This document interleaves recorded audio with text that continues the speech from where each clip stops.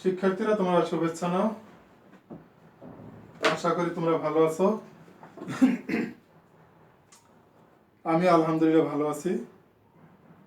তোমাদের সাথে ব্যাংক সমন্বয় বিবরণী নিয়ে আলোচনা হচ্ছে।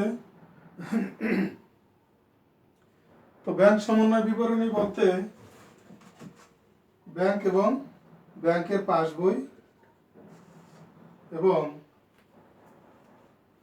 কারবারে রাখা নগদান বইয়ের উদ্বৃত্তের মধ্যে গরমিল দেখা দেয়, সেই গরমিলটা মিল করার জন্য একটা তালিকা প্রস্তুত করে, সেটাকে ব্যাংক সমন্বয় বিবরণী বলা হয়। ব্যাংক সমন্বয় বিবরণী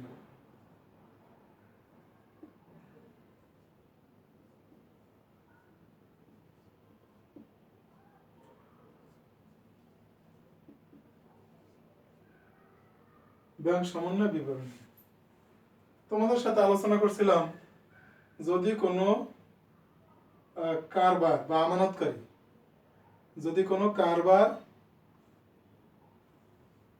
ব্যাংকে 50,000 টাকা জমা করে, তখন তার নগদান বইতে ডেবিট পাশে ব্যাংকের ঘরে 50,000 টাকা লিখে যাবে। এরপরে সে ব্যাংকে গিয়ে টাকাটা জমা দেবে। ব্যাংক তখন কি করে? ব্যাংক তার পাসবইতে এই টাকাটা ক্রেডিট করে। সেটা আলোচনা তোমাদেরকে প্রথম ক্লাসে দেখাইছিলাম। তো আলোচনার প্রথমটা যদি না দেখো তাহলে কিন্তু পরেরগুলো বোঝা যাবে না। অতএব একটু কষ্ট করে হলো প্রথম আলোচনাটা তোমাদের দেখতে হবে। তো যেহেতু আমানতকারী বা কোনো ব্যবসা প্রতিষ্ঠান ব্যাংকে জমা রাখলো 50,000 টাকা, কিন্তু বছর শেষে অথবা বছরের কোনো এক সময়ে খবর আসলো ব্যাংকের থেকে যে সেখানে পাসবইতে জমা আছে 40,000 টাকা। এখানে একটা গরমিল দেখা গেল। এইসব গরমিল মিল করার জন্য একটা তালিকা প্রস্তুত করতে হয়। বিভিন্ন কারণে গরমিল হতে পারে, একটু পরে আমি সেটা লিখতেছি, তোমাদের সাথে বিস্তারিত হবে। তো দু একটা কারণ বলি। কোনো পাওনাদারকে চেক প্রদান করা হলো বা চেক ইস্যু করা হলো, এটা কিন্তু কারবারের নগদান বইয়ের ক্রেডিট পাশে ব্যাংকের ঘরে তোমরা লিখো। এতে ব্যাংক ব্যালেন্স কমে, কিন্তু ওই পাওনাদার ব্যাংকে চেকটা উপস্থাপন করেনি, তাতে দেখা গেল ব্যাংকের পাসবই কমে নেই, অথচ নগদান বই কমে আছে। তো একটা গরমিল দেখা দেওয়া স্বাভাবিক। বিভিন্ন কারণে এরকম গরমিল হতে পারে। তাহলে আমরা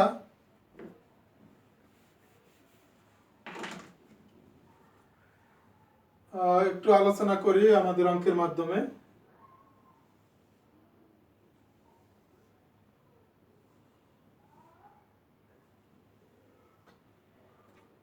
তো দেখা গেল এটা বিবরণ, টাকা,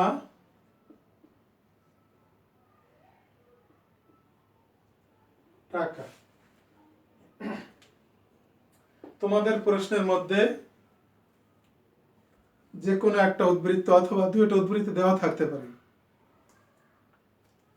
উদ্বৃত্ত দুইটা থাকবে গরমিল, অর্থাৎ একই রকম থাকবে না, অথচ একই রকম থাকা উচিত। তারা বিভিন্ন কারণে গরমিল দেখা দেয়। তো আমরা সেই ব্যালেন্সটা একই রকম ব্যালেন্স আমরা তৈরি করব এই সমন্বয়ের মাধ্যমে। আবার বলছি, প্রশ্নের মধ্যে একটা উদ্বৃত্ত দেওয়া থাকতে পারে অথবা দুটো উদ্বৃত্ত দেওয়া থাকতে পারে। যে কোনো একটা উদ্বৃত্ত নিয়ে তোমরা অঙ্কটা শুরু করবে। যদি যাই উদ্বৃত্ত নিয়ে শুরু করলা, ধরে নাও দুইটা উদ্বৃত্ত দেওয়া, তো যে কোনো একটা উদ্বৃত্ত নিয়ে শুরু করলা। যেহেতু উদ্বৃত্তটা সম পরিমাণ না, গরমিল আছে, যেটা উত্তর বের হবে সেটা ওই অপর উদ্বৃত্তের সাথে মিলে যাবে। অর্থাৎ ধরে নিলাম নগদান বই মোতাবেক জমার উদ্বৃত্ত 40,000 টাকা এবং পাসবই ব্যাংকের পাসবই বিবরণী মোতাবেক জমার উদ্বৃত্ত আছে 50,000 টাকা। তুমি যদি 40,000 টাকা নিয়ে নগদান উদ্বৃত্ত শুরু করো, তার উত্তর হবে 50,000 টাকা। তাহলে তো মিলে গেল। তাহলে আমরা আমাদের অঙ্কটা, যে অঙ্ক নিয়ে আজকে আমরা আলোচনা করতেছি, সে অঙ্কটা নগদান বই মোতাবেক ব্যাংক জমার উদ্বৃত্ত নিয়ে শুরু করি। নগদান বই মোতাবেক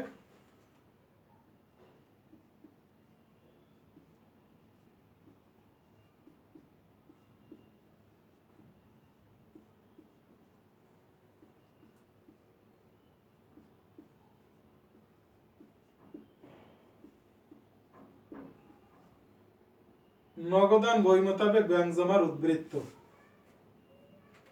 তোমরা একটা ব্যাপার লক্ষ্য করেছো, নগদান বইয়ের সাধারণত ডেবিট সাইড বড় হয়, উদ্বৃত্তটা বের হয় কিন্তু ক্রেডিট পাশে, কিন্তু সেটা কিন্তু ডেবিট উদ্বৃত্ত, অর্থাৎ ডেবিট পাশের টাকাটা বড়, যত বেশি বড় সে টাকাটাই উদ্বৃত্ত থাকে এবং সেটা ডেবিট উদ্বৃত্ত। এ কারণে নগদান বই মোতাবেক জমার উদ্বৃত্ত, ওটা তো ব্যাংকের কলাম, এ কারণে ব্যাংক লিখছি। নগদান বই মোতাবেক ব্যাংক জমার উদ্বৃত্ত, এটাকে ডেবিট উদ্বৃত্ত বলতে হবে কারণ ডেবিট সাইড বড়।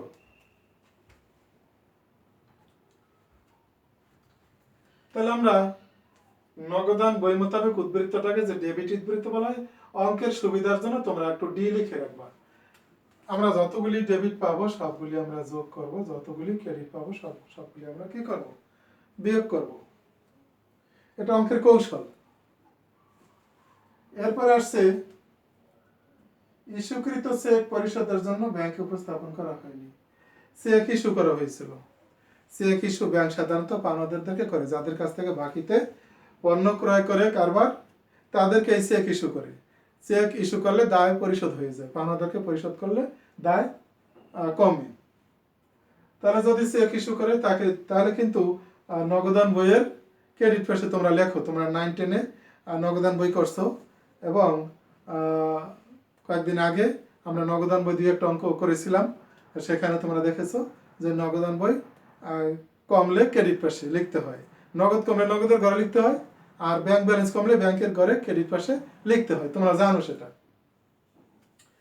তাহলে চেক যদি ইস্যু করা হয় এবং সেটা চেক ইস্যু করা হয়েছে কিন্তু ব্যাংকে উপস্থাপন করা হয়নি, তাহলে ইস্যুকৃত চেক,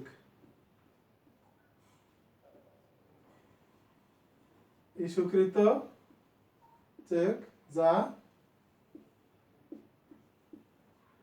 ব্যাংকে উপস্থাপন করা হয়নি,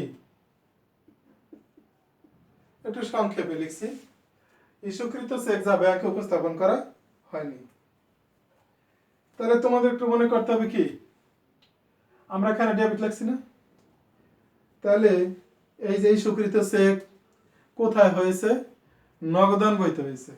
নগদান বইতে কি হয়েছে, ক্রেডিট, যেটা হয়েছে তার বিপরীত আমরা করব, আমরা এখন ডেবিট করব। যদি এইটা ব্যাংকে যেত এবং পাস বইতে তাহলে ডেবিট লিখতো। আবার বলি, ইস্যুকৃত চেক যা ব্যাংকে উপস্থাপন হয়নি, তাহলে ব্যাংকে উপস্থাপন হয়নি, পাস বইতে লেখে নেই, নগদান বইতে তো ঠিকই লিখছে। একটা চেক বা একটা ঘটনা যে কোনো একটা বইতে অবশ্যই লিখবে এবং যা লিখবো তার বিপরীত এখানে তোমরা লিখলেই চলবে। যদি লিখছে ডেবিট করছে এখন ক্রেডিট করব, লেখা হয়েছে যে বইতে লেখক ক্রেডিট করছে এখন ডেবিট করব, এটাই কিন্তু নিয়ম। তাহলে এই চেক যদি ইস্যু করা হয় যেটা নগদানভুক্ত হয়েছে কিন্তু ব্যাংকে উপস্থাপিত হয়নি, নগদান বইতে যে লেখা হয়েছে সেটা কিন্তু এখানে লেখা নাই, প্রশ্নে লেখা নেই, তোমাদের বুঝতে হবে যে ব্যাংকে যেহেতু উপস্থাপন হয়নি নগদান বইতে অবশ্যই উপস্থাপন হয়েছে। তাহলে নগদান বইতে কি হয়েছে, ক্রেডিট, এখন আমরা ডেবিট করলে চলবে এবং প্রথম উদ্বৃত্তের টাকাটা এই ঘরে লিখতে পারো, পরের উদ্বৃত্তগুলি টাকাটা এই ঘরে লিখতে পারো। এরপরে আসি আদায়ের জন্য ব্যাংকে জমাকৃত চেক এখনো ব্যাংক কর্তৃক আদায় হয়নি, আদায়ের জন্য জমা দিছে। তো যখন কোন চেক আদায়ের জন্য জমা দেয় নগদান বইতে, তখন কারবার বা আমানতকারী নগদান বইটা বের করে নগদান বইতে ডেবিট পাশে ব্যাংকের ঘরে লিখে, কিন্তু ব্যাংক যদি আদায় না করে তখন সে পাস বইতে কিছুই লেখে না, তা আদায় হয়নি, এ কারণে পাস বইতে কোনো কাজও হয়নি। তাহলে কোথায় হয়েছে, নগদান বইতে। নগদান বইতে এই জমাটা ডেবিট পাশে লিখছে, তা বলছিলাম যা হয়েছে তার বিপরীত কাজ করতে হবে এখানে, তো নগদান বইতে ডেবিট হয়েছে, আমরা করব কি ক্রেডিট। তাই লিখতে হবে আদায়কৃত চেক যা আদায় হয়নি, বা আদায়ের জন্য জমাকৃত চেক, আদায়ের জন্য আদায়ের জন্য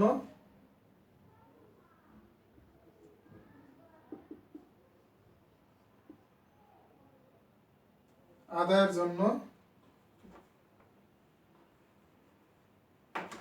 ব্যাংকে জমাকৃত চেক যা আদায় হয়নি এত টাকা। তোমাদের খাতায় বেশি জায়গা থাকবে, সেখানে লিখে নেবা আদায়ের জন্য ব্যাংকে জমাকৃত চেক যা আদায় হয়নি, ক্রেডিট করতে হবে। এই যে ডেবিটের বিপরীত ক্রেডিট, যোগের বিপরীত বিয়োগ। আমি ডেবিট লিখছি না, তোমরা একটু ডি শব্দটা লিখে নেবা, একটু আগেই বলছি কেন ডেবিট লিখছি। এরপর আসি প্রদেয় বিল বা যে কোনো খরচ পরিশোধের জন্য ব্যাংকের প্রতি নির্দেশ প্রদান, কিন্তু ব্যাংক এখনো পরিশোধ করেনি। তাহলে প্রদেয় বিল পরিশোধের জন্য ব্যাংকের প্রতি নির্দেশ দেওয়া হয়েছে। প্রদেয় বিল পরিশোধ যা ব্যাংকে মানে ব্যাংক পরিশোধ করেনি, প্রদেয় বিল পরিশোধ। তাহলে এটা কি হবে? যখন কারবার বা আমানতকারী লিখিতভাবে নির্দেশ দেয় যে আমাদের কোনো বা কারবারের পক্ষ থেকে খরচের বা কোনো বিল উপস্থাপন করলে টাকাটা পরিশোধ করবেন, এমন একটা লিখিত রাখে ব্যাংকে।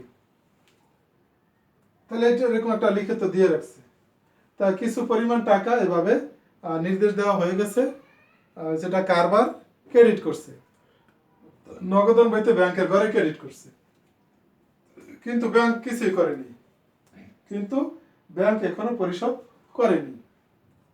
তাহলে পাস বইতে কোনো কাজও হয়নি, যেহেতু ব্যাংকে থাকে পাস বই। তাহলে আমরা কি করতে পারি, যেহেতু পরিশোধ আমরা জানি নগদান বইতে পরিশোধ ক্রেডিট হয়, এখন আমরা কি করব ডেবিট। প্রদেয় বিল পরিশোধ, প্রদেয় বিল পরিশোধের জন্য নির্দেশ,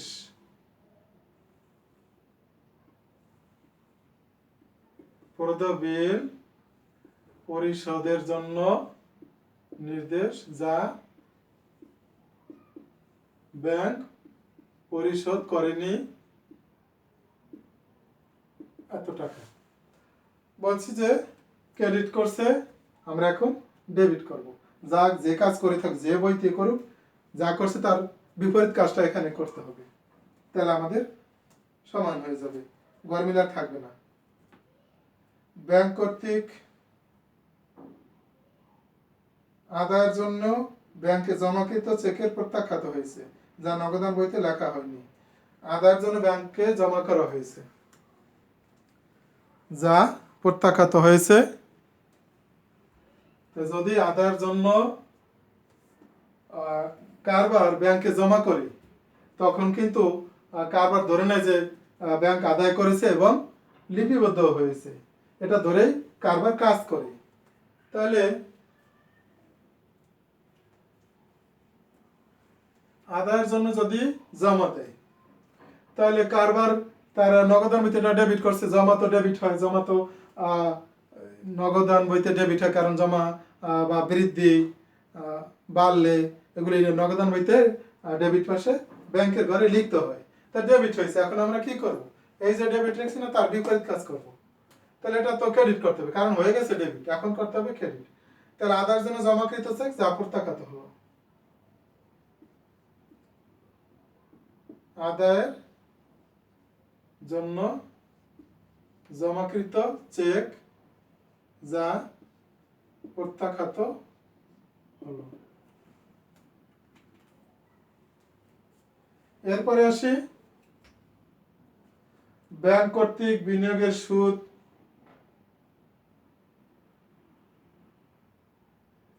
ব্যাংক কর্তৃক সরাসরি দেনাদারের কাছ থেকে আদায় হয়েছে, যা নগদান বইতে লেখা হয়নি।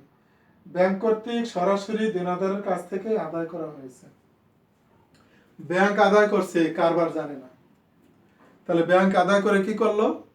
দেনাদারের ব্যাংকের থেকে দেনাদার, ব্যাংক দেনাদারের কাছ থেকে কারবারের পক্ষ হয়ে এগুলি আদায় করে। দেনাদার কিন্তু ব্যাংক, এই যে কারবারের, তাহলে ব্যাংক কি করে উপকার করলো, সুবিধা দিল কাকে? কারবারকে। কারণ ব্যাংক কিন্তু চলে কারবার বা যে কোনো সংস্থা বা ব্যক্তি মালিকানাধীন ব্যক্তির টাকার উপরে ব্যাংক চলে। অতএব এই দেনাদার কিন্তু কারবারের দেনাদার। তাহলে ব্যাংক কি করলো? সেই কারবারের টাকাটা সরাসরি আদায় করলো। কিন্তু এখন পর্যন্ত নগদান বইতে লেখা হয়নি। আদায় করলে ব্যাংক যদি আদায় করে তখন পাস বইতে কিন্তু ক্রেডিট লেখে। পূর্বে কিন্তু আলোচনা করছিলাম এই কথা। তাহলে এখন আমরা ডেবিট করব। তাহলে ব্যাংক কর্তৃক সরাসরি আদায়, ব্যাংক কর্তৃক সরাসরি আদায় যা নগদানভুক্ত হয়নি, নগদানভুক্ত হয়নি। সংক্ষেপ করলাম, বিস্তারিত লাগবে তোমরা। আবার বলি, ব্যাংক কর্তৃক আদায় করছে, পাস বইতে ক্রেডিট লিখছে, যা লিখছে তার বিপরীত করব। এই যে ক্রেডিটের বিপরীত ডেবিট, তাই আমরা ডেবিটের আন্ডারে লিখলাম, যোগের মধ্যে লিখলাম। এরপরে আসি, ব্যাংক কর্তৃক প্রদেয় বিল পরিশোধ হয়েছে যা নগদান বইতে লেখা হয়নি। ব্যাংক কর্তৃক প্রদেয় বিল অথবা ঋণের কিস্তি বা অন্য কোনো খরচ পরিশোধ হয়েছে যা নগদান বইতে লেখা হয়নি। তাহলে ব্যাংক কর্তৃক যদি পরিশোধ হয়, আমরা জানি ব্যাংক সেটা কি করে? পাস বইতে ডেবিট লেখে। কারণ ব্যাংকের যদি জমা করে তখন পাস বইতে ক্রেডিট হয়, দায় বাড়ে। ব্যাংক তো একটা ব্যবসা প্রতিষ্ঠান, তারও দায় আছে, আয় ব্যয় দায় এগুলি সবই ব্যবসা প্রতিষ্ঠানের আছে। অতএব এখন কি দায় কমছে, পরিশোধ করছে। ব্যাংক কারবারের পক্ষ হয়ে কোনো প্রতিবেলের টাকা পরিশোধ করছে, তাহলে ব্যাংক দায় কমছে কারণে পাস বইতে ডেবিট লিখে। তাহলে ডেবিট হয়েছে, আমরা এখন কি করব? ক্রেডিট। তাহলে যে ডি লাগছে না, ডেবিটের বিপরীত ক্রেডিট, আমরা কি লিখতে পারি? ব্যাংক কর্তৃক পরিশোধ যা নগদানভুক্ত হয়নি, ব্যাংক কর্তৃক পরিশোধ যা নগদানভুক্ত হয়নি। আশা করি তোমরা বুঝতেছো। এরপর আসি, ব্যাংক কর্তৃক বিনিয়োগের সুদ, লভ্যাংশ ইত্যাদি আদায় হয়েছে যা নগদান বইতে লেখা হয়নি। ব্যাংক কর্তৃক বিনিয়োগের সুদ আদায় করছে, যদি আদায় করে তাহলে কিন্তু পাস বইতে ক্রেডিট হয়। ব্যাংক কিন্তু পাস বইতে ক্রেডিট লিখছে, ব্যাংকের থাকে পাস বই নগদান, আর কারবারে থাকে নগদান বই। তাহলে ব্যাংক কর্তৃক আদায় করছে, অর্থাৎ ব্যাংক আদায় করছে। তাহলে নগদান পাস বইতে কি হয়েছে? ক্রেডিট হয়েছে। আমরা এখন কি করব? ডেবিট। তাহলে কি লিখতে পারি? ব্যাংক কর্তৃক আদায় যা নগদানভুক্ত হয়নি, ব্যাংক কর্তৃক আদায় যা নগদানভুক্ত হয়নি টাকা। এখন কি করতে হবে? এই যে যোগ, এই সবগুলি যোগ যোগ যোগ করে আমরা এখানে লিখব। একটা দাগ টানি, আগের উদ্বৃত্তের সাথে এই যোগগুলি যোগ করব। যোগ করার পরে আমরা এখানে লিখব। আবার দেখো, বিয়োগের 3টা আইটেম আছে, 3টা আইটেম যোগ করে এখানে লিখবো যে কত, মোট কত বিয়োগ করতে হবে। 3টা আইটেম যোগ করে আমরা এখানে লিখব। এই উদ্বৃত্ত থেকে বা এই টাকাগুলির থেকে এই টাকাটা বিয়োগ করতে হবে। যেহেতু এটা বিয়োগ, তাহলে যেটা বের হবে সেটি আমাদের অন্য একটা আইটেমের সাথে, গরমিলের সাথে মিলে যাবে। এখন মিল হবে। কি বলছিলাম? ধরে নিলাম এটা 40,000, এটা বের হবে আর একটা আইটেমের সাথে যে গরমিল হলো না, সেই আইটেমের সাথে এটা মিলে যাবে। তাহলে এখানে যদি তোমরা লেখো নগদান বই মোতাবেক ব্যাংক জমার উদ্বৃত্ত, আর যেটা বের হবে সেটাকে লিখবা পাস বই মোতাবেক উদ্বৃত্ত, ব্যাংক উদ্বৃত্ত। পাস বই মোতাবেক লিখতে হবে, অর্থাৎ বিপরীতটা লিখতে হবে, পাস বই মোতাবেক উদ্বৃত্ত। তাহলে আমাদের এভাবে মোটামুটি ভাবে অঙ্ক করতে হবে, আর বেশি বেশি করে অনলাইন ক্লাসগুলি করতে হবে, বেশি বেশি করে উদাহরণটি করতে হবে। এরপর আস্তে আস্তে তোমাদের আয়ত্তে আসবে। এত সহজে আয়ত্তে আসবে না, এত সহজ অঙ্ক সহজ, কিন্তু তোমরা করো না, এই জন্য তোমাদের কাছে জটিল মনে হয়। যদি প্র্যাকটিস করো এগুলি সহজ হয়ে যাবে। তো ভালো থাকো, সুস্থ থাকো। এই মুহূর্তে ঘরে থাকো। করোনাকালীন সময়ে ভাইরাস এখনো প্রকোপ কমেনি, আস্তে আস্তে কমতেছে, কিন্তু এখনো ঘরে থাকার সময়। সুস্থ থাকো, ভালো থাকো, আল্লাহ হাফেজ।